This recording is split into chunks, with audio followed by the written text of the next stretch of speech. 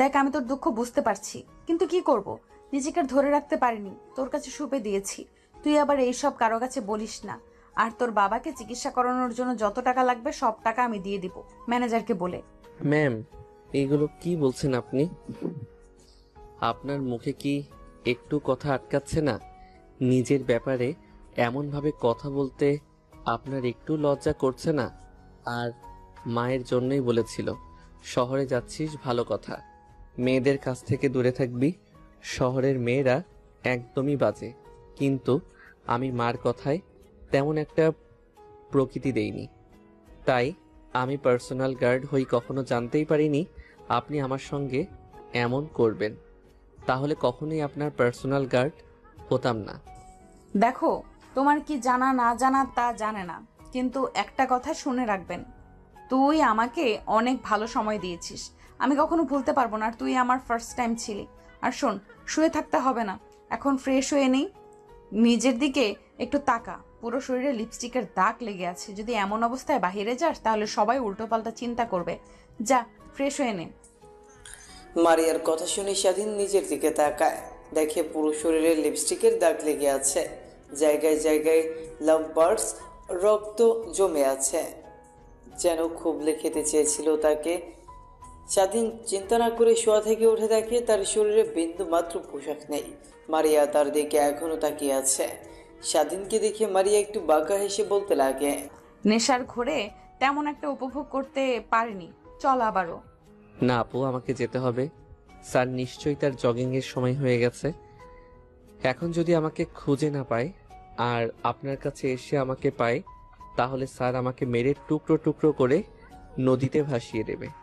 এই অল্প কিছু দিনেই আপনার বাবাকে আমার হাড়ে হাড়ে চেনা হয়ে গেছে। স্বাধীনের কথা যেন মারিয়ার কান অবধি পৌঁছলো না, এখনো তার দিকে বাঁকা হাসি দিয়ে রয়েছে। স্বাধীন তার দিকে মারিয়ার অমনভাবে তাকানো দেখে তারপর স্বাধীন প্যান্ট খুঁজতে লাগে। প্যান্ট দেখে খাটের এক কোণে পড়ে আছে। তারপর প্যান্টটা ধরে তুলতে যাবে, ঠিক তখনই মারিয়া তার কাছে এসে হাত থেকে প্যান্টটা কেড়ে নিয়ে অন্যদিকে ছুঁড়ে ফেলে দেয়। তারপর স্বাধীনের দুই হাত শক্ত করে চেপে ধরে খাটের উপর শুয়ে পড়ে। বাবা আসবে না, আর তোকে ছাড়তে ইচ্ছে করছে না রে। এখন যদি পারতাম তোকে আমার সঙ্গে সব সময় কাছে রাখতাম, আর দিনভর রোম্যান্স করতাম, কাজে যেতাম না। চল একটা কাজ করি, তোকে বিয়ে করে ফেলি। তখন তো তুই আর তালবাহানা দেখাতে পারবি না আমাকে। মারিয়ার কথা শুনেই স্বাধীনের যেন এখন মুড়ি মুড়ি অবস্থা। কোনোভাবে মারিয়াকে ছাড়িয়ে খাট থেকে উঠতে যাবে, ঠিক তখনই পেছন থেকে স্বাধীনের হাত টান দিয়ে মারিয়া তার বুকের উপর স্বাধীনকে ফেলে দেয়, শক্ত করে জড়িয়ে ধরে আর বলতে লাগে, এর আগে অনেক ছেলেকে হাক করেছি, কিন্তু তোর মধ্যে এক অন্যরকম ভালো লাগা কাজ করছে। তোকে ছাড়তে ইচ্ছে করছে না। তোকে জড়িয়ে ধরে যেন আমি দিনের পর দিন রইতে পারবো, হাজারটা পথ পাড়ি দিতে পারবো। মারিয়ার কথা শুনে স্বাধীন মারিয়ার দিকে প্রশ্নসূচক দৃষ্টিতে তাকায়। মারিয়া স্বাধীনের দিকে তাকিয়ে মুচকে হাসি দিয়ে তার ঠোঁটের সঙ্গে ঠোঁট লাগিয়ে চুষতে লাগে। সেভাবে পেরিয়ে যায় প্রায় 5 মিনিট। মারিয়ার হাত থেকে স্বাধীন ছাড়া পেয়ে ঘন ঘন নিঃশ্বাস ফেলতে লাগে। মারিয়ার দিকে একটু রাগী দৃষ্টিতে তাকিয়ে বলতে লাগে, আপনি মানুষ না অন্য কিছু? আর একটু সময় কিস করলে তো আমি মরেই যেতাম। কি বলছিস? সামান্য কিছু সামলাতে পারছিস না, মরে যাওয়ার কথা বলছিস? তাহলে যখন বিয়ে হবে, দিনভর আমার সঙ্গে রোম্যান্স করবি, তখন কেমন লাগবে রে? আমার সঙ্গে কেন রোম্যান্স করতে যাবেন? আপনি একটু আগে তো বললেন অনেক ছেলেকে হাক করেছেন, কিন্তু এমন ফিলিংস পাননি।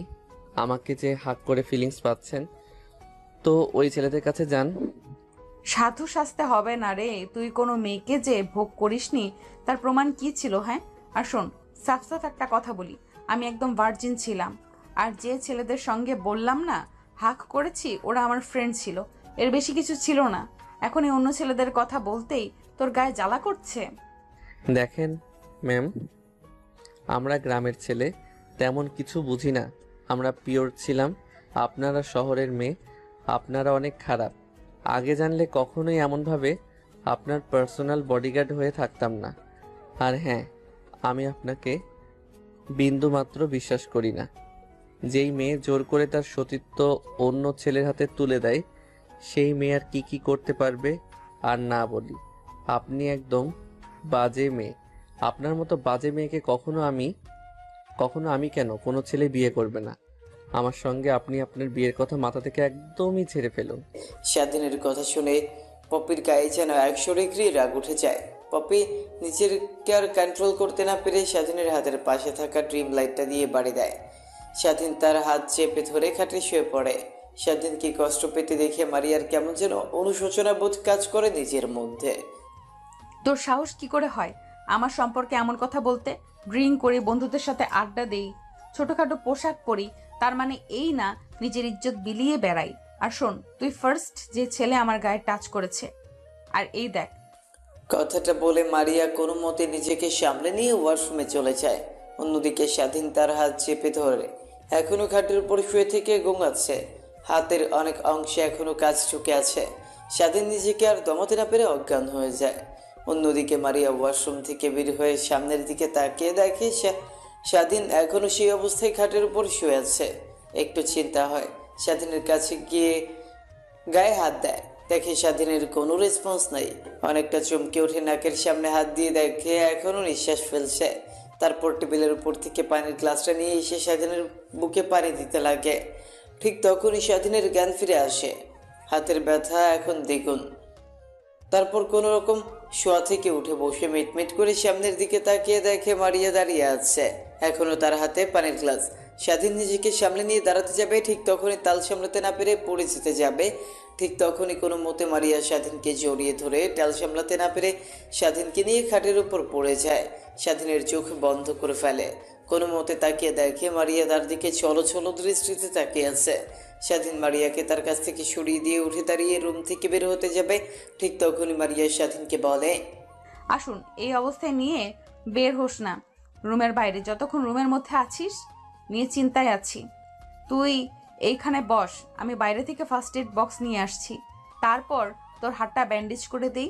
তারপর তুই না হয় ফ্রেশ হয়ে রুম থেকে বের হয়ে যাস। তোর শরীরে অনেকটা অংশ এখনো লিপস্টিক লেগে আছে। যদি নিচে চাস তাহলে বাসার সবাই অবশ্যই তোকে দেখে ফেলবে আর অনেকে অনেক কথা বলবে। মারিয়ার কথা শুনে স্বাধীন দরজার কাছ থেকে সরে এসে খাটে বসে পড়ে। মারিয়া ওয়ার্ড্রপ থেকে জামা কাপড় বের করে পরিধান করে রুমের বাইরে চলে যায়। তারপর ফার্স্ট এড বক্স নিয়ে আসে রুমে স্বাধীনের কাছে। তারপর চেয়ার টেনে স্বাধীনের সামনে গিয়ে বসে।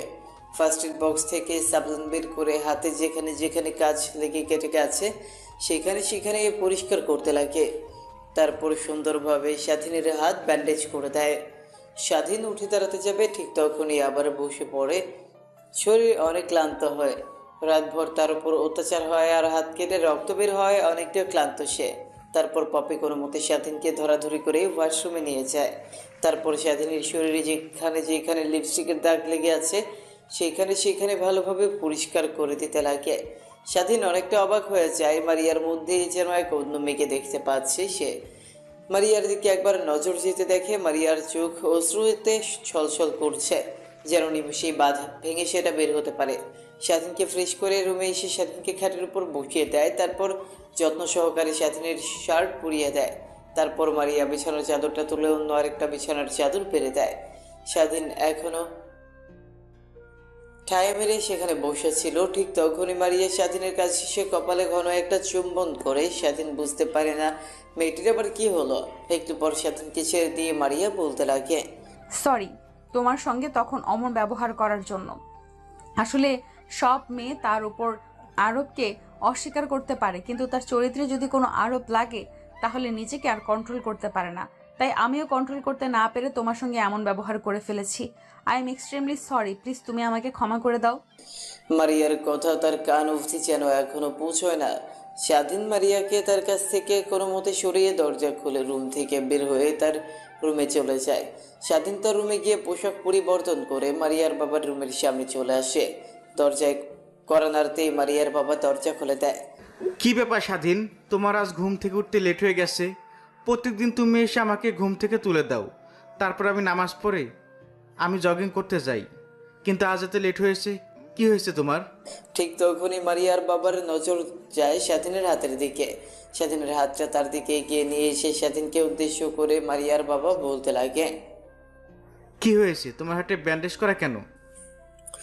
মারিয়ার বাবার প্রশ্নের উত্তরে কি জবাব দিবে কিছুই বুঝতে পারে না। আমতা আমতা করে স্বাধীন বলতে লাগে। আসলে স্যার, ঘুম থেকে উঠে ওয়াশরুমে হঠাৎ পা স্লিপ কেটে পড়ে যায়, হাতে একটু ব্যথা পাই, তাই রুমে শুয়েছিলাম। আর আসতে একটু লেট হয়েছে, সরি লেট করার জন্য। ইটস ওকে বাবা, তুমি রুমের মধ্যে আসো। তারপর স্বাধীন রুমের মধ্যে প্রবেশ করে। মারিয়ার বাবা জগিংয়ের পোশাক পরে নেয়। স্বাধীন হাতে একটা ফ্লাক্স পানির বোতল নিয়ে বের হয়। মারিয়ার বাবা জগিং করছে, স্বাধীনও তার পিছু পিছু হাঁটছে। যখন পানি লাগছে তখন মারিয়ার বাবার দিকে পানি এগিয়ে দিচ্ছে স্বাধীন। স্বাধীন মারিয়ার বাবার পিছু পিছু হাঁটতে হাঁটতে হঠাৎ জ্ঞান হারিয়ে মাটিতে পড়ে যায়। মারিয়ার বাবা স্বাধীনের নাম ধরে ডাকে, কিন্তু তার কোনো রেসপন্স পায় না। পেছনে ফিরে তাকিয়ে দেখে স্বাধীন মাটিতে পড়ে আছে। তখন ডাকাডাকি করে মুখের পানি ছেটে দেয়, কিন্তু তার জ্ঞান ফেরে না। শেষমেশ অ্যাম্বুলেন্স ফোন করে স্বাধীনকে নিয়ে হসপিটাল চলে যায়।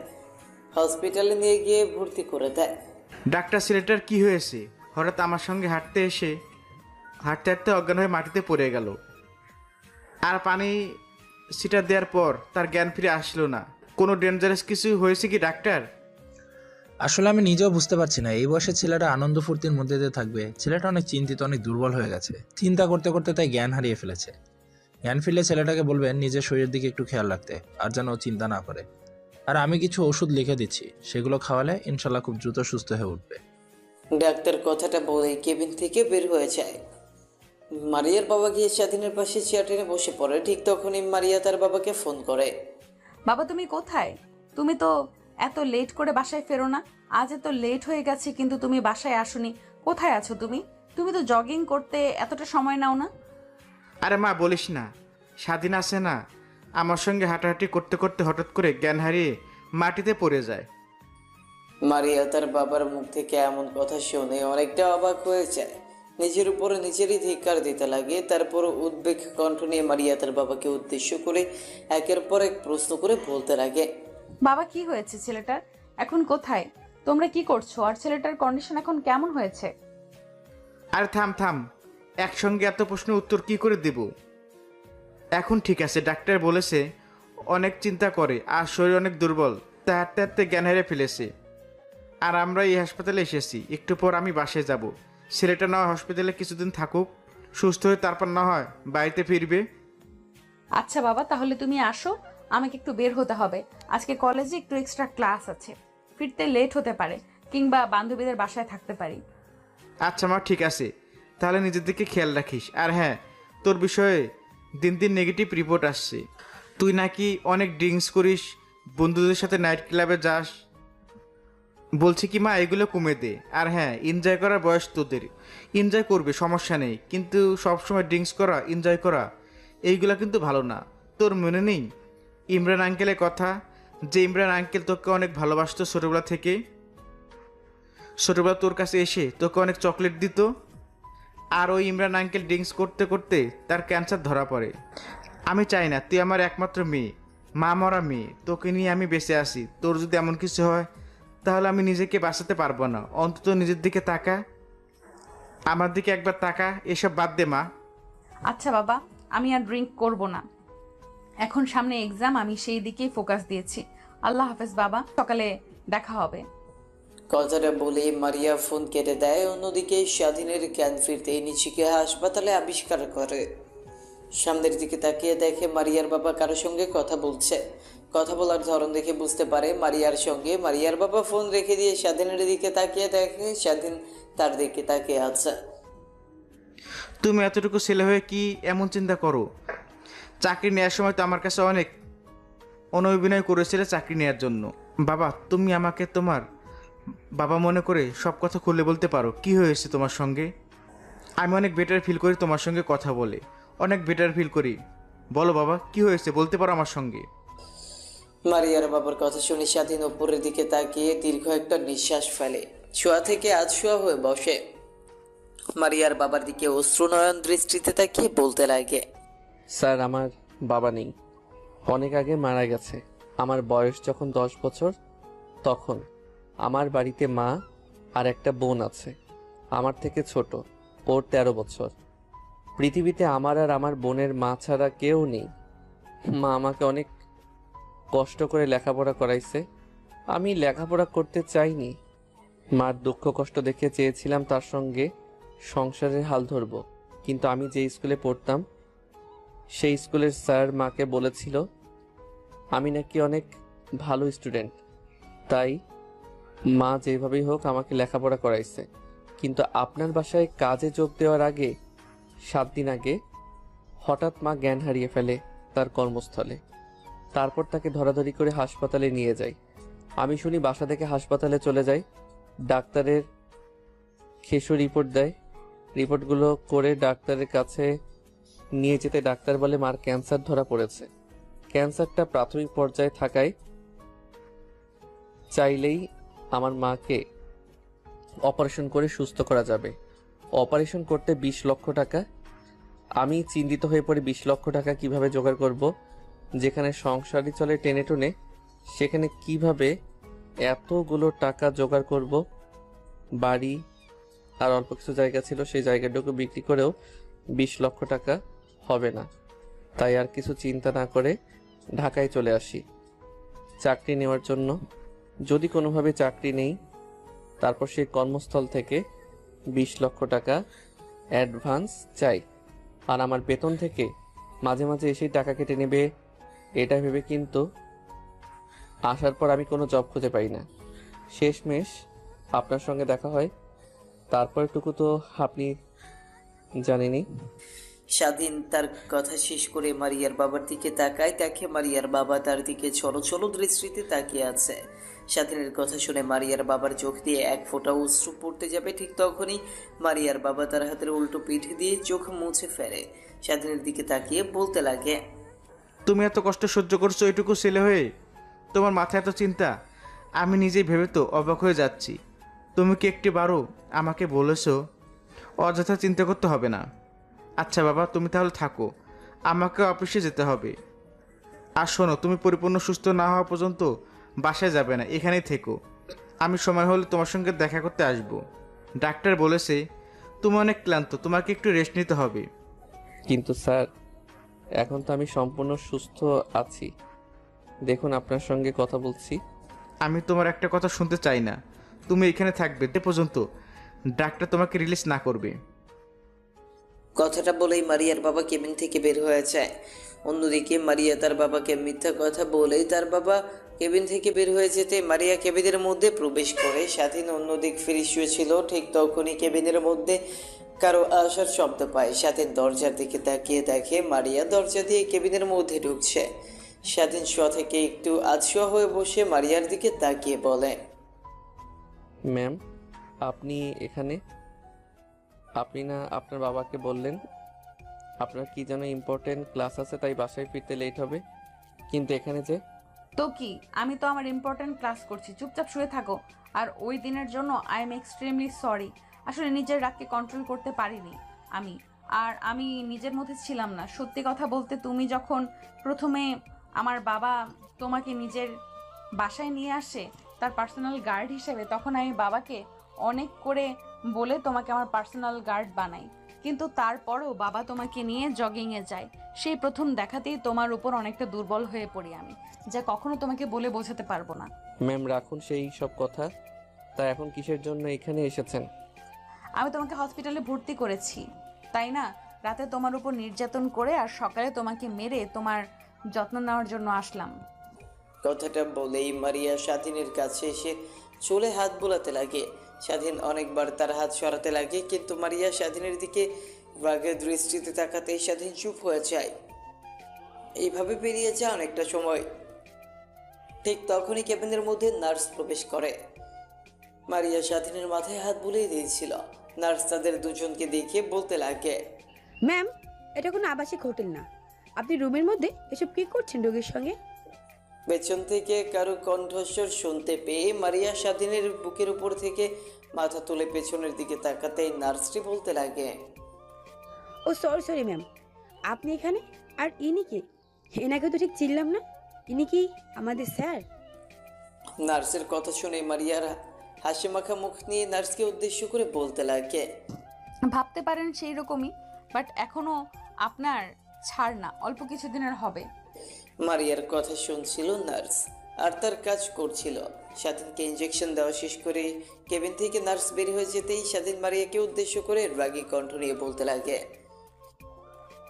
ম্যাম, এগুলো কি বলছেন আপনি? দিন দিন আপনি কেমন যেন হয়ে যাচ্ছেন। আমি নিজেই আপনাকে চিনতে পারছি না। কিন্তু দেখেন, আপনি যদি এমন করেন তাহলে কিন্তু কাজ ছেড়ে দিতে আমি বাধ্য হব। কারণ আমি কখনোই এমন কিছু চাইবো না যার জন্য আমাকে আপনার বাবা ভুল বুঝুক।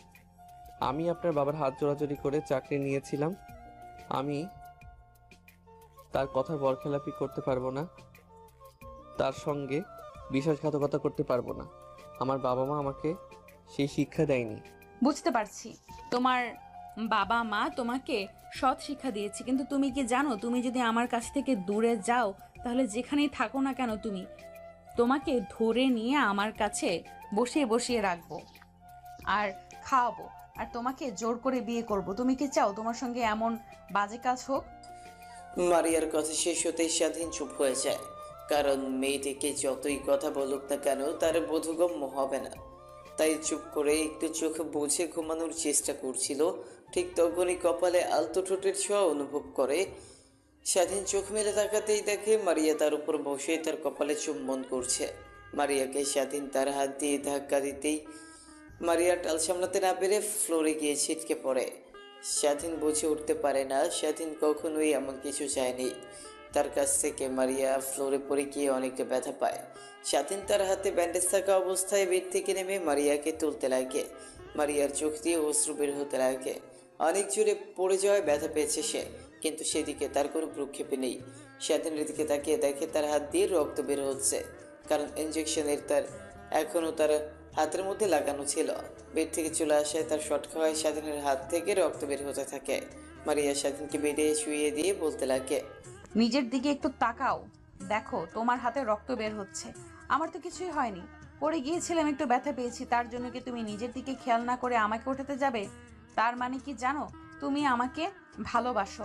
কারণ আমার একটু ব্যথা পাওয়াতে তুমি যদি এমন রিয়াক্ট করতে পারো, তাহলে আমি মনে করি আমার জন্য তোমার মনে বিন্দুমাত্র হলেও ফিলিংস আছে। ও ভাবছেন আপনি? ম্যাম, কখনো না, আপনার জন্য আমার মনে কখনো কাজ করতে পারে না। কারণ আপনার মতো মেয়েকে আমি কখনোই আমার বউ হিসেবে মেনে নেব না। কথাটা আমি কত করে বলবো। এখন জানতো আমার চোখের সামনে একটু একা থাকতে দিন। না না, তা তো হচ্ছে না। আমি এখানেই থাকবো আর তোমাকে রোমান্টিক অত্যাচার করব আর তোমার শরীরের যত্ন নেব। আমি বাবাকে তো বলেছি যে আজকে বাসায় তার মানে কি আজকেও আমার সঙ্গে রাতে এখানেই থাকবে? স্বাধীনের কথা শুনে মারিয়া একটু বাঁকা হেসে মাথা দিয়ে হ্যাঁ বোঝায়। ম্যাম, আপনি কি পাগল হয়ে গেছেন নাকি? আপনার ভাবসাব আমার ভালো লাগছে না।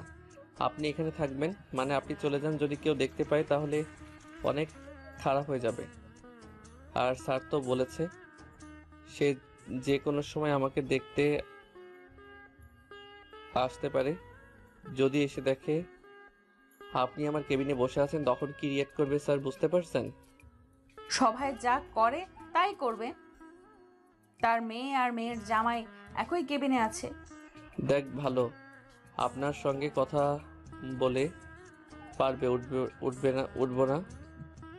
কথাটা বলেই স্বাধীন অন্য পাশ ফিরে জানলা দিয়ে বাহিরের দিকে তাকিয়ে আছে। বুঝে উঠতে পারে না সময়টা কত হয়েছে। হাতে ফোনটা নিয়ে দেখে তার মায়ের অনেকগুলো মিস কল। স্বাধীন অবাক হয়ে যায়। অবাক হয়ে স্বাধীন তার মায়ের কাছে ফোন করতে যাবে, ঠিক তখনই তার মা ফোন করে বসে। স্বাধীন ফোন রিসিভ করে কানের পাশে ধরতেই ওই পাশ থেকে তার মা বলতে লাগে, কিরে বাবা, তোকে সে কখন থেকে ফোন করছি কিন্তু তোর ফোনের সারা শব্দ পাচ্ছি না। ফোনটা একবার রিসিভ করছিস না, কি হয়েছে তোর জানিস? তোকে নিয়ে একটা খারাপ স্বপ্ন দেখেছি আমি, তাই তোকে নিয়ে অনেক চিন্তা হচ্ছে রে বাপ। তুই বাসায় চলে আয়, তোর বাবার রেখে যাওয়া জমি তুই কাজ করে খা। আমাকে তো চিকিৎসা করাতে হবে না, আল্লাহ যতদিন হায়াত দিয়েছে ততদিন এই পৃথিবীতে বেঁচে থাকবো। তাই একদিন বেশি কিংবা একদিন কমও এই পৃথিবীতে থাকবো না রে। ফোন করে শুধু এই একটা কথাটাই বল, আসলে কাজের চাপ অনেক তো, তাই ফোন হাতে নিয়ে দেখিনি। আচ্ছা, তোমার এখন শরীরের কি অবস্থা? আর বোনের কি খবর? ও ঠিকমতো স্কুলে যাওয়া আসা করে না তো? হ্যাঁ যাই তো, ও তোর সঙ্গে কথা বলার জন্য পাগল হয়ে গেছে, কিন্তু তুই তো তখন ফোন ধরলি না, স্কুলে গেছে। সেটা যখন তোকে আবার ফোন করব তখন না হয় তুই ফোন রিসিভ করিস। আচ্ছা মা। তারপর স্বাধীন তার মায়ের সঙ্গে কথা বলতে লাগে। অন্যদিকে মারিয়া পাশে চেয়ার নিয়ে বসে স্বাধীন তার মায়ের সঙ্গে কথোপকথনগুলো শুনছিল আর মুচকি মুচকি হাসছিল। আসলে মারিয়ার মা অনেক আগেই মারা গিয়েছে, তার জন্মের 2 বছর পর। গল্পে অনেকটা দূরেই তো চলে আসলাম। এবার আপনাদেরকে নায়ক আর নায়িকার পরিচয় করিয়ে দিই। নায়কের নাম স্বাধীন, মা বাবার একমাত্র সন্তান, ছোট্ট একটা বোন আছে।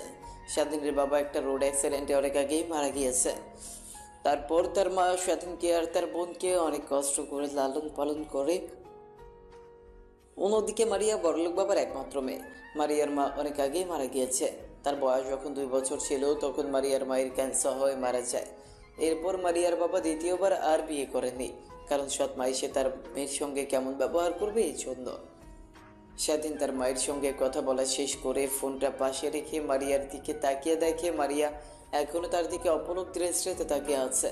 মারিয়াকে তাকাতে দেখে স্বাধীন তার মুখের সামনে তুড়ি বাজাতে মারিয়ার যেন ধ্যান ভেঙে যায়।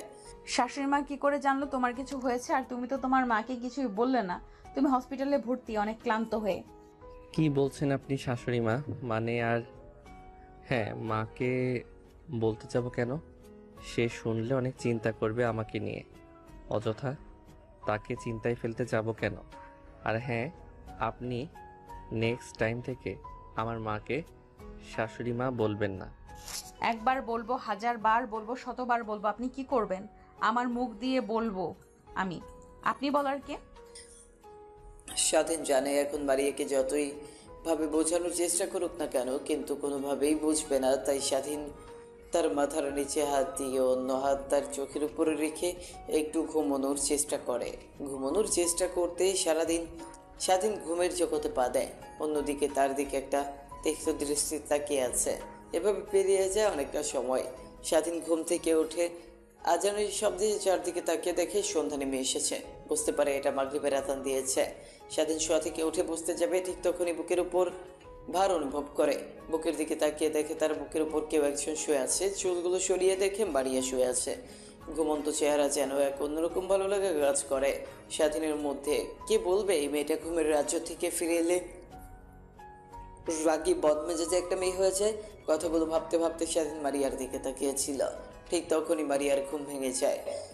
স্বাধীন কি করবে বুঝে উঠতে পারে না, তাই পুনরায় কেবিনে শুয়ে পড়ে যেন মারিয়া বুঝতে না পারে। একটু পর মারিয়ার ঘুম ভেঙে গেলে স্বাধীনের দিকে কিছুক্ষণ তাকিয়ে থাকে। তারপর তার কপালে আলতো করে একটা চুমু দিয়ে শোয়া থেকে উঠে বসে পড়ে। তারপর কেবিন থেকে কোথায় যেন চলে যায়। মারিয়া কেবিন থেকে চলে যেতে স্বাধীন হাঁপ ছেড়ে বাঁচে। হয়তো মেয়েটা চলে গেছে বাসায়, এমনটাই ভাবতে লাগে। ভাবতে ভাবতে ফোনটা হাতে নিয়ে তার মার কাছে ফোন করে তার ছোট বোনের সঙ্গে কথা বলতে লাগে। কথা বলছিল, ঠিক তখনই খট করে দরজা খোলার শব্দ পায়। দরজার দিকে তাকিয়ে দেখে মারিয়া তার হাতে অনেকগুলো খাবারের বক্স নিয়ে কেবিনের মধ্যে প্রবেশ করছে। স্বাধীন তার মার সঙ্গে সংক্ষিপ্ত কিছু কথা বলে ফোন রেখে দিয়ে মারিয়ার দিকে তাকিয়ে বলতে লাগে, আপনি বাসায় যাননি এখনো? এইখানে যে আমি এত ভেবেছি, আপনি আমি তো ভেবেছি আপনি বাসায় চলে গেছেন। তোমাকে হসপিটালে এরকম ভাবে রেখে আমি কি করে বাসায় থাকতে পারি বলো? তাই যাইনি। আর কিছুই তো খাওনি তুমি, এদিকে আসো, তোমাকে খাইয়ে দিচ্ছি। আমার ক্ষুধা লাগেনি, আপনি খান। বললেই হলো ক্ষুধা লাগেনি মানে? সেই কখন থেকে না খেয়ে রয়েছো, নিশ্চয়ই তোমার অনেক ক্ষুধা লেগেছে। মুখে মুখে বলছো না। এদিকে আসো, তোমাকে আমি খাইয়ে দিচ্ছি। আচ্ছা ম্যাম, আপনাকে খাইয়ে দিতে হবে না, আমাকে দিন, আমি নিজের হাতে খেতে পারবো। মহান আল্লাহ তাআলা আমাকে হাত দিয়েছে, আমি কেন বড় নারীর হাত দিয়ে খাবার খাবো? বড় নারী মানে? কিছুদিন পরে তোমাকে বিয়ে করব। আর হ্যাঁ, আমি বলেছি খাইয়ে দেব তো খাবে। আমার মুখে মুখে তুমি দিন দিন অনেক কথা বলছো, যা আমার একদমই পছন্দ নয় কিন্তু। স্বাধীন মারিয়ার মুখের উপর আর কোনো কথা না বলে মারিয়ার কথা অনুযায়ী খাবার খেতে লাগে। মারিয়া স্বাধীনকে খাবার খাইয়ে দিয়ে পানি খাইয়ে দেয়। তারপর পুনরায় তার সামনে চেয়ারে বসে ফোনে ফেসবুক স্ক্রলিং করছিল। অন্যদিকে স্বাধীনের কপালে চিন্তার ভাঁজ পড়ে যায় আর মনে মনে ভাবতে লাগে। ঠিক তখনই মারিয়ার দিকে একটু বাঁকা চোখ নিয়ে তাকিয়ে স্বাধীন আর মনে ভাবতে লাগে। এখানে বুঝি আমার আর চাকরি করা হচ্ছে না ম্যাম। দিন দিন আমার সঙ্গে যেরকম আচরণ করা শুরু করেছে, যদি স্যার কোনোভাবে টের পেয়ে যায় তাহলে আমাকে চাকরি থেকে বের করে দেবে। আমি আমার মার চিকিৎসা করাতে আর পারবো না। জানি না ম্যাম এরকম করছেন কেন, আগে তো এরকম ছিল না, হঠাৎ করে কি হলো তার? না, যেভাবেই হোক আমাকে ম্যামের কাছ থেকে দূরে থাকার চেষ্টা করতে হবে। যদি না পারি তাহলে সব ইচ্ছায় তার কাছ থেকে দূরে চলে যাব, যেন আমাকে আর সে কখনোই খুঁজে না পায়। এতটা দূরে চলে যাব। ঠিক তখনই মারিয়ার দিকে একটু বাঁকা চোখ নিয়ে তাকিয়ে স্বাধীন আর মনে ভাবতে লাগে। কি মায়াবী চেহারা, তার দিকে একবার কেউ যদি তাকায় তাহলে দৃষ্টি সরাতে পারবে না। কিন্তু সে আমার মধ্যে কি এমন খুঁজে পেয়েছে যে আমার উপর উঠে পড়ে গেছে? নাকি সবগুলো তার ভোগ বিলাসিতার জন্য সে আমার সঙ্গে হাতে ওইসব করে অনেক মজা পেয়েছে, তাই আমাকে তার কাছে যাচ্ছে? ছি ছি স্বাধীন, তুই এগুলো কি ভাবছিস? আনমনে কথাগুলো বলছিল আর নিজেকে নিজেই বোঝাচ্ছিল। ঠিক তখন মারিয়া ফোন সাইডে রেখে কেবিনে বসে স্বাধীনের মাথা তার কোলের উপর রেখে মাথায় হাত বুলাতে লাগে। জানি না রে, পিছে তোর মধ্যে কি এমন লুকিয়ে আছে যে তোর প্রতি আমাকে এতটা দুর্বল করে ফেলেছে। বিশ্বাস কর, তোকে ছাড়া এক মুহূর্তও আমার থাকতে ভালো লাগে না। তুই বাসা থেকে বের হলে আমার যেন দম বন্ধ হয়ে যায়। কখন তোর সঙ্গে দেখা করব, এই 2 মাসে বুঝে গিয়েছি তোকে ছাড়া আমি একদমই অচল। তোকে যে করেই হোক আমার লাইফে আমার আগামী পথ চলার জন্য লাগবে। তুই কি হবি আমার আগামী পথ চলার সঙ্গী? ছি ছি স্বাধীন, তুই এগুলো কি ভাবছিস? দেখুন ম্যাম, আপনি অনেক সুন্দর, আপনি বেটার কাউকে ডিজার্ভ করেন, আমাকে না। আমি সামান্য একটা ছেলে, মাসে কয়টা টাকা উপার্জন করি বলেন?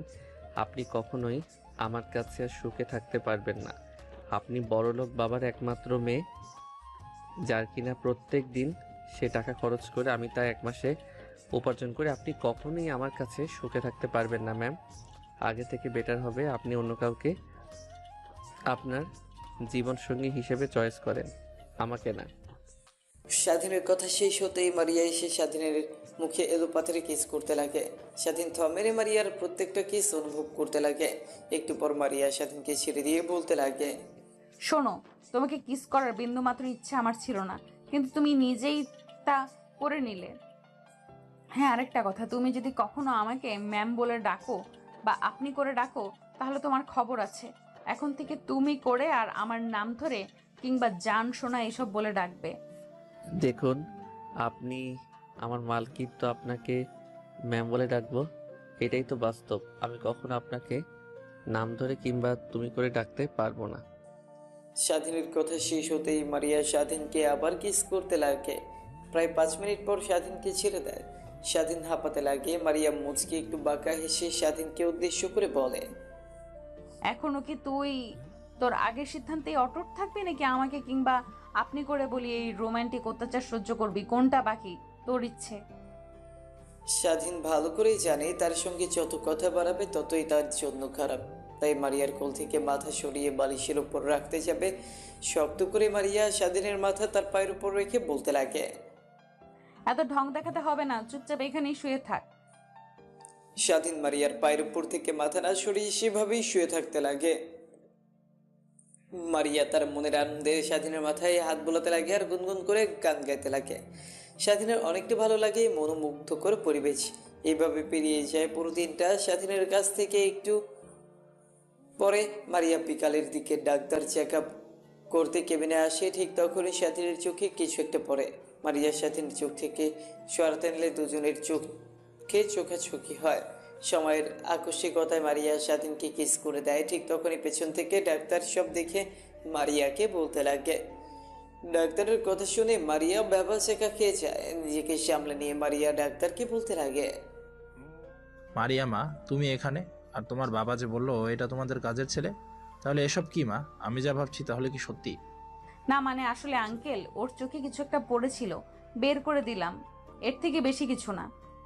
ও আচ্ছা, তা মা তুমি বাসা যাবে না? তোমাকে তো সে সকাল থেকে দেখছি কেবিনের মধ্যে ছেলেটার সঙ্গে বসে কথা বলছো। সত্যি কথা বলতে আঙ্কেলের অবস্থা এরকম আমার কারণে হয়েছে, কারণ আমি কালকে রাতে ছেলেটাকে অনেক মারধর করেছিলাম। দেখছেন না হাতে ব্যান্ডেজ করা, তাই একটু যত্ন নিলাম। তারপর ডাক্তার মারিয়ার সঙ্গে আরো কিছু কথা বলে কেবিন থেকে বেরিয়ে যায়। আসলে স্বাধীনকে যে হাসপাতালে ভর্তি করা হয়েছে এটা মারিয়াদেরই হাসপাতাল। এখানে গরিব দুঃখীদের বিনামূল্যে চিকিৎসা দেয় মারিয়ার বাবা অনেক দয়াশীল ব্যক্তি। সে এইভাবে পেরিয়ে যায় দিনটা। রাতের বেলা স্বাধীন ঘুমিয়ে পড়ে। তাকে ঘুমের ইনজেকশন দেওয়ার কারণে মারিয়া স্বাধীনের বুকের উপর ঘুমিয়ে পড়ে। সকালবেলা মারিয়ার বাবা জগিং করতে করতে হাসপাতালে চলে আসে। স্বাধীনকে দেখার জন্য কেবিনের মধ্যে প্রবেশ করে। স্বাধীনকে আর মারিয়াকে তেমনভাবে দেখতে পেয়ে তার যেন মাথায় আকাশ ভেঙে পড়ে। নিজেকে সামলে নিয়ে কোনো রকমভাবে কেবিন থেকে বের হয়ে যায়। তারপর বাসার উদ্দেশ্যে রওনা দিতে যাবে, ঠিক তখনই ডাক্তার পেছন থেকে এসে বলতে লাগে, তোর মেয়ের আচরণ ভাব খুব একটা ভালো দেখলাম না রে। ছেলেটার সঙ্গে অনেকটা ঘনিষ্ঠ সম্পর্ক পার করতেছে দেখছি। আমি আবার সেই তুই বের হয়ে যাওয়ার পর থেকে কেবিনে এসে ছেলেটাকে যত্ন নিচ্ছে, ওদের মধ্যে কিছু একটা আছে। আমি বলি কি, তুই তোর মেয়েকে কাছ থেকে দূরে সরিয়ে নিয়ে যা। মারিয়ার বাবা আর কোনো চিন্তা না করে হাসপাতাল থেকে বের হয়ে যায় বাসায়। চিন্তায় যেন তার মাথা ফেটে যাওয়ার অবস্থা। সোফায় বসে চা খাচ্ছে সে, আর টিভির দিকে তাকিয়ে আছে। কিন্তু তার খেয়াল টিভিতে নেই, অন্যদিকে রয়েছে। অন্যদিকে স্বাধীনের ঘুম ভাঙতেই বুকের উপর ভারী অনুভব করে। বুকের দিকে তাকিয়ে দেখে মারিয়া ঘুমিয়ে আছে। স্বাধীন নিজের অজান্তেই মারিয়ার মাথায় হাত বোলাতে লাগে। মারিয়ার ঘুম ভেঙে যায়। মাথায় কারো স্পর্শ পেয়ে মিটিমিটি করে তাকিয়ে দেখে স্বাধীন তার দিকে তাকিয়ে মাথায় হাত বুলিয়ে দিচ্ছে। মারিয়ার অনেকটা ভালো লাগে। মারিয়াকে নড়াচড়া করতে দেখে স্বাধীন তার মাথার উপর থেকে হাত সরিয়ে দেয়। ঘুমানোর ভান করতে লাগে। মারিয়া স্বাধীনের দিকে তাকিয়ে মুচকে হেসে নিজেকে একটু গোছগাছ করে স্বাধীনের মাথায় হাত বোলাতে বোলাতে ছোট্ট করে কপালে একটা কিস করে কেবিন থেকে বেরিয়ে যায়। মারিয়াকে কেবিন থেকে বের হয়ে যেতে দেখে স্বাধীন স্বস্তির একটা নিঃশ্বাস ফেলে। অন্যদিকে ইমরান খান এখনো সোফায় বসে একের পর এক চা খেতে লাগে আর টিভির দিকে তাকিয়ে আনমনে চিন্তা করছিল। ঠিক তখনই কলিং বেল বেজে ওঠে।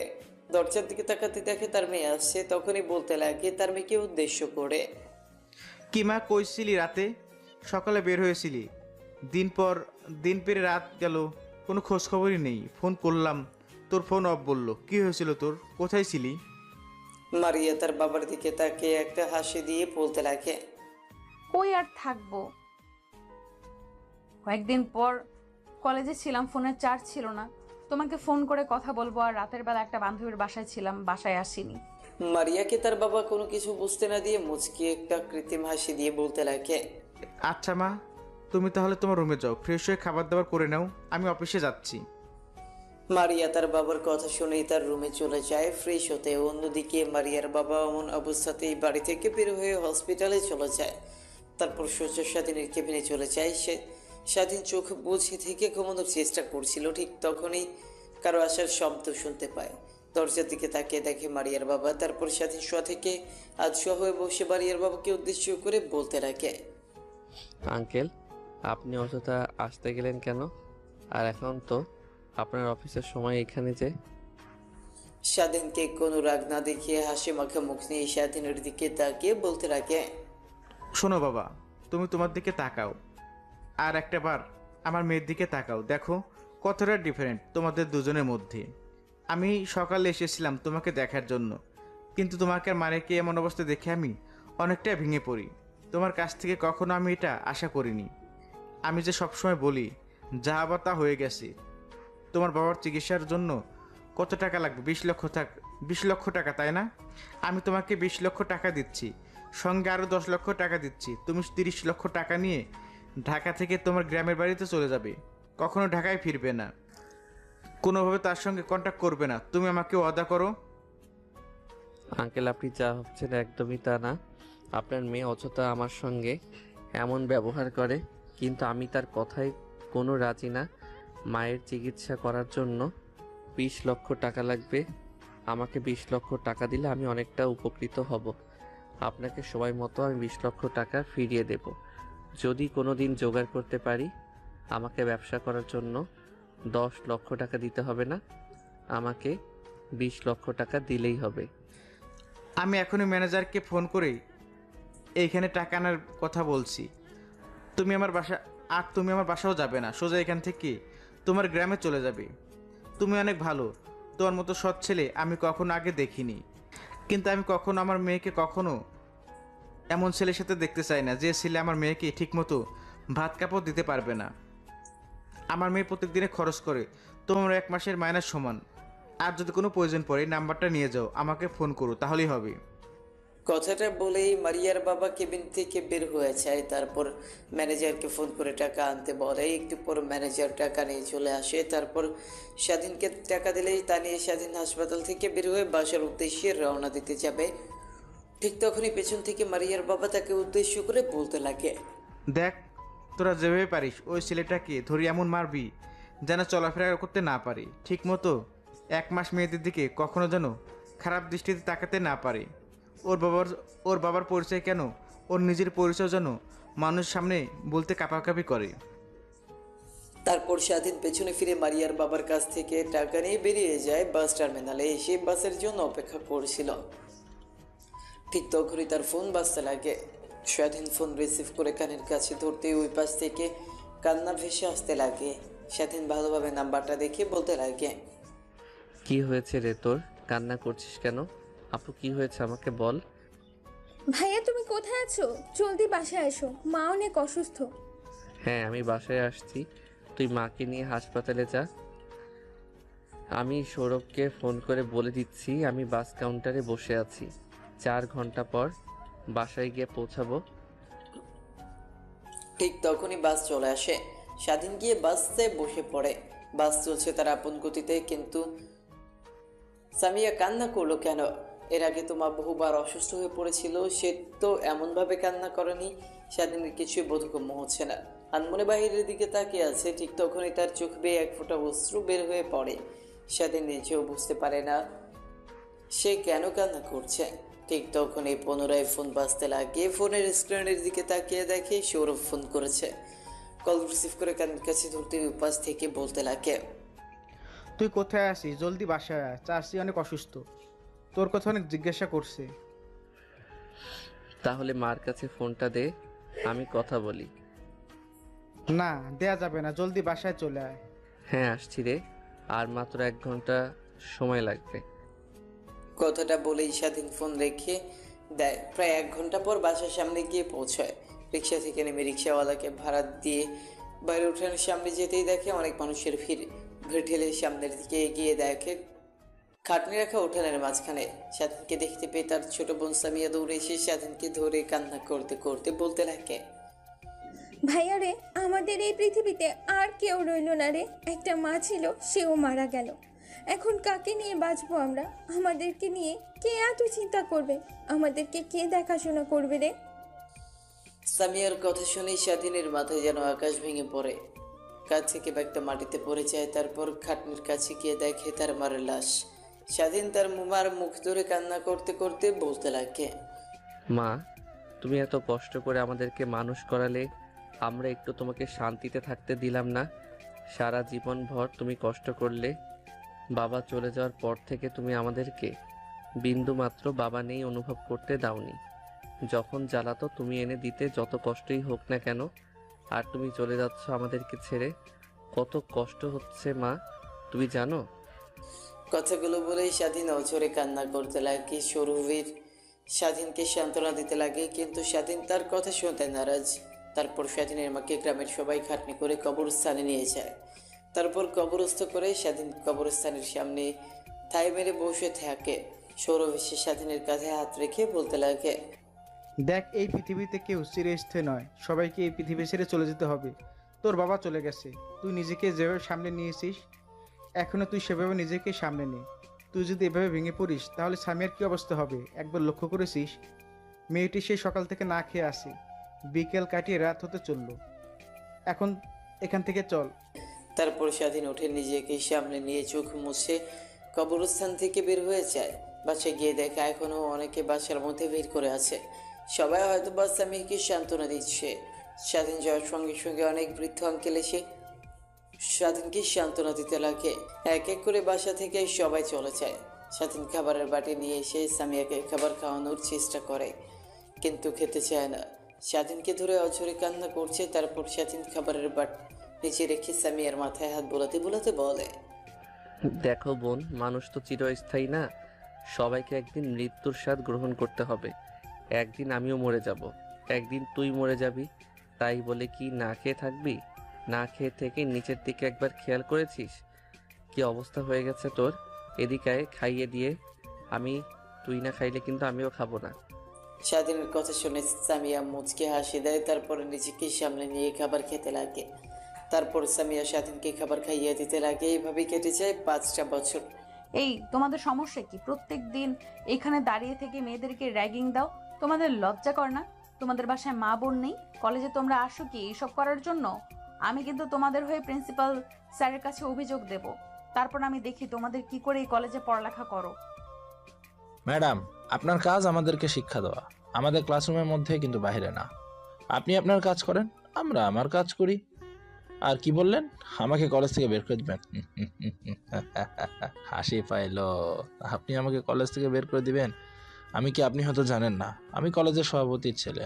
আমাকে দেখে সঙ্গে প্রিন্সিপাল স্যারও ভয় পায়, আর সেই কিনা আমাকে কলেজ থেকে বের করে দিবে?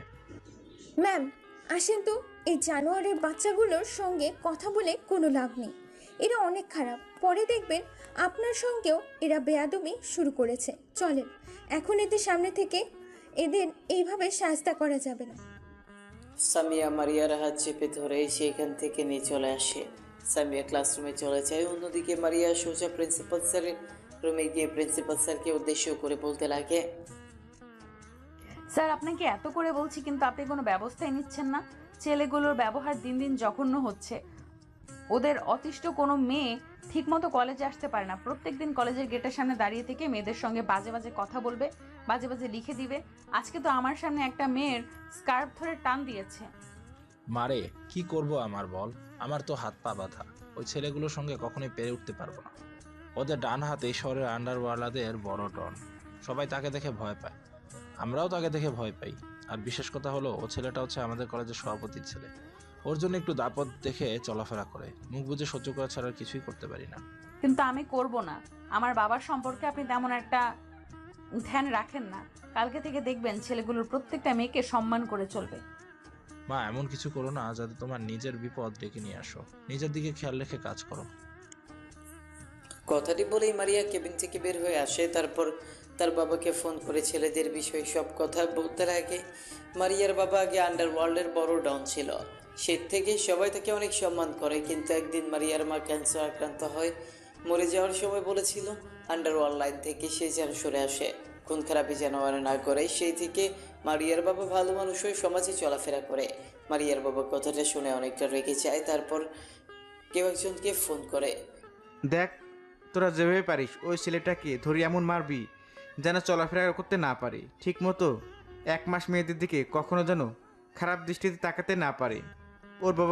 ওর বাবার পরিচয় কেন, ওর নিজের পরিচয় যেন মানুষের সামনে বলতে কাঁপাকাঁপি করে। ওকে স্যার, কালকে থেকে দেখবেন ছেলেগুলো সকলকে সম্মান করে চলছে। তাহলে আমি ফোন রাখি, আর কোনো দরকার পড়লে আমাকে ফোন করবেন। মারিয়ার বাবা ফোন রেখে দেয়। কেবিনের মধ্যে বসেছিল, ঠিক তখনই কেবিনের মধ্যে মারিয়ার বাবার ম্যানেজার প্রবেশ করে। মারিয়ার বাবাকে বলতে লাগে, স্যার, আজকে শেখ ইন্ডাস্ট্রির সঙ্গে ডিল রয়েছে। যে ডিলটা করার জন্য আমরা পিক আপ তো 1 বছর ধরে ওয়েট করছিলাম। তারা আজকে ফোন করে আমাদেরকে তাদের কোম্পানিতে যেতে বলেছে। আমাদের প্রোডাক্টের স্যাম্পলগুলো নিয়ে যেতে, তাদের যদি পছন্দ হয় তাহলে তারা অনেক চড়া দামে আমাদের কাছ থেকে প্রোডাক্ট কিনবে। তাহলে আমি গিয়ে প্রোডাক্টের স্যাম্পলগুলো প্রস্তুত করছি, আর আপনি রেডি হয়ে নিন, এখনই বের হব। কথাটি বলেই কেবিন থেকে ম্যানেজার বের হয়ে যায়। অন্যদিকে মারিয়ার বাবা ফ্রেশ হয়ে নিয়ে বের হয়। বাইরে এসে দেখে ম্যানেজার দাঁড়িয়ে আছে। তারপর তাকে নিয়ে বেরিয়ে যায় সে ইন্ডাস্ট্রির মেন কার্যালয়ে।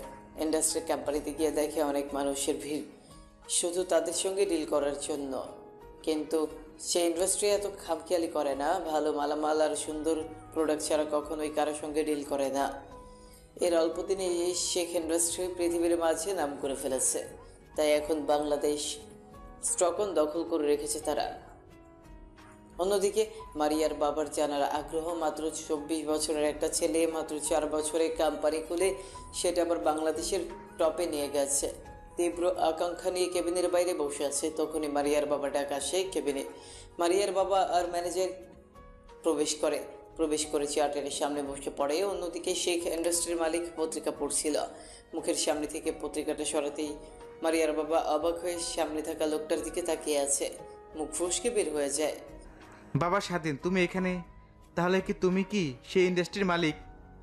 স্বাধীন মারিয়ার বাবাকে এখানে দেখতে পেয়ে অবাক হয়ে যায়।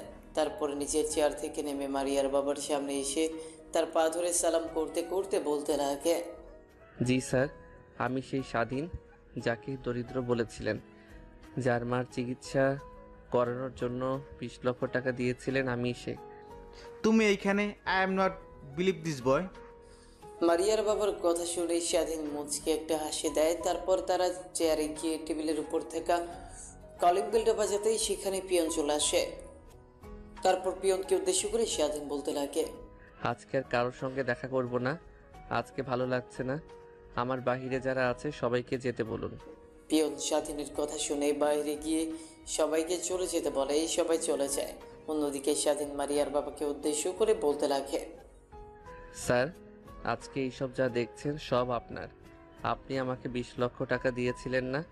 সেই টাকা থেকে আজ 20,000 কোটি টাকার মালিক আমি হতে গেলে সব কিছু আপনার। আমি শুধু বুদ্ধি খাটিয়ে ইউজ করেছি। কেন বাবা? তুমি তো তোমার মায়ের চিকিৎসা করানোর জন্য 20 লক্ষ টাকা নিয়েছিলে, তার মানে কি তোমার মার চিকিৎসা করাওনি? মারিয়ার বাবার কথা শুনে স্বাধীন উপরের দিকে তাকিয়ে দীর্ঘ একটা নিঃশ্বাস ফেলে বলতে লাগে, না স্যার, আপনার কাছ থেকে টাকাগুলো নিয়ে বাসে উঠতে যাব, ঠিক তখনই বাসা থেকে ফোন আসে, মা অনেক অসুস্থ। টাকা নিয়ে যেতে যেতে মা মারা গেছে। অনেকটা ভেঙে পড়ি। ছোট্ট বোনের দিকে তাকিয়ে নিজেকে সামলে নেই। তারপর ঢাকায় চলে আসি। 20 লক্ষ টাকা দিয়ে ছোট্ট একটা ব্যবসা প্রতিষ্ঠানগুলি সেই থেকে আজ এত দূর পর্যন্ত এসেছে। আমি তোমার চোখে স্পষ্ট বিজয়ের লক্ষণ দেখেছিলাম। তুমি অনেক বিনয়ী, তুমি অনেক সৎ, এর জন্য তুমি আজকে এই পর্যায়ে আসতে পারছো। তোমার কোম্পানির প্রোডাক্ট সবই চোখ বুঝে কিনতে পারে, অন্যরা কোম্পানির প্রোডাক্টস কিনতে পারে না বলে সেসব কথা। আর আই এম এক্সট্রিমলি সরি, সেদিন তোমাকে অপমান করে 20 লক্ষ টাকা দিয়ে হাসপাতাল থেকে বের করে দিয়েছিলাম তার জন্য। না স্যার, কে বলছেন এগুলো আপনি? সেদিন আমাকে কোথায় আপনি অপমান করেন? শুধু নিজের মেয়ের ভালো চেয়ে আমাকে তার কাছ থেকে সরিয়ে দিয়েছিলাম, আর সেই কারণেই আজ আমি সফল। তা স্যার, মারিয়া ম্যাডাম এখন কেমন আছে? হ্যাঁ, অনেক ভালো আছে। তারপর স্বাধীনের সঙ্গে টুকটাক অনেক কথা বলতে লাগে মারিয়ার বাবা।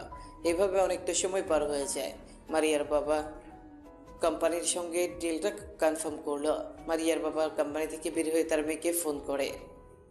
ওই পাশে মারিয়া ফোন রিসিভ করতেই মারিয়ার বাবা বলতে লাগে, মারে, আজকে স্বাধীনকে দেখলাম। কথাটা শুনে মারিয়ার হৃদয়ের মধ্যে এক অন্যরকম ভালো লাগা কাজ করে। বাবা, তুমি স্বাধীনকে দেখেছো? কোথায় বাবা, কোথায় বলো আমাকে। তারপর মারিয়ার বাবা মারিয়াকে স্বাধীনের লোকেশন দিয়ে দেয়। অন্যদিকে কলেজ থেকে তাড়াহুড়া করে বের হতে যাবে, ঠিক তখনই সামিয়ার সঙ্গে ধাক্কা লাগে। নিজেকে সামনে নিয়ে মারিয়া বলে, সরি, দেখতে পাইনি। ম্যাম, এত তাড়াহুড়ো করে কোথায় যাচ্ছেন আপনি? তারপর মারিয়া লোকেশনটা বলে সামিয়া শুনে অবাক হয়ে যায়। নিজেকে সামনে নিয়ে মারিয়াকে উদ্দেশ্য করে বলতে লাগে, ম্যাম, আমি বাসায় যাব, ভালো লাগছে না, এর জন্যই ক্লাসরুম থেকে বের হয়েছি। আমার বাসা ওইদিকে, আপনি যদি একটু নামিয়ে দিতেন। আচ্ছা, তাহলে তুমি আসো, আমি তোমার বাসার সামনে তোমাকে নামিয়ে দিয়ে না হয় আমার গন্তব্যস্থলে যাব। তারপর মারিয়া সামিয়াকে নিয়ে গাড়ি করে বেরিয়ে পড়ে। মারিয়া একটা স্কুলের সামনে এসে গাড়ি ব্রেক করে। স্কুলের সামনে সামিয়া গাড়ি ব্রেক করতে দেখে মারিয়াকে উদ্দেশ্য করে বলতে লাগে, ম্যাম, এখানে গাড়ি দর করালেন কেন? তুমি তোমার মুখ থেকে অনেক আমার ছেলের কথা শুনেছো, কিন্তু কখনো দেখোনি, কিন্তু আজ দেখবে, চলো। কথাটি বলেই সামিয়াকে নিয়ে স্কুলের মধ্যে চলে যায়। ক্লাসরুমের মধ্যে ঢুকে মারিয়া একটা সুন্দর বাচ্চাকে কোলে তুলে নিয়ে আসতে লাগে, সামিয়ার কাছে এনে বলতে লাগে। তারপর মারিয়া তার বাচ্চাকে নিয়ে গাড়িতে উঠে পড়ে। সামিয়াও পিছু পিছু গাড়িতে উঠে বসে। তারপর গাড়ি চলতে লাগে তার আপন গতিতে। সামিয়া মারিয়ার দিকে একবার তাকিয়ে দেখে তার মুখে মুচকে হাসে। সামিয়া সেই দিকে একটু তীক্ষ্ণ দৃষ্টিতে তাকিয়ে মারিয়াকে উদ্দেশ্য করে বলতে লাগে, ম্যাম, আপনাকে আজ এত হাসি খুশি দেখাচ্ছে, নিশ্চয়ই কোনো কারণ আছে। আপনি তো সচরাচর এত হাসি খুশি থাকেন না। কি হয়েছে? এটাই হলো আমার বেবি। আসলে তোমাদের স্যার অর্থাৎ আমার বাচ্চার বাবা আমাকে ভুল বুঝে আমাকে রেখে চলে গিয়েছিল দীর্ঘ 5 বছর পর। আমি তার লোকেশন জানতে পেরেছি, তাই সেখানে যাচ্ছি।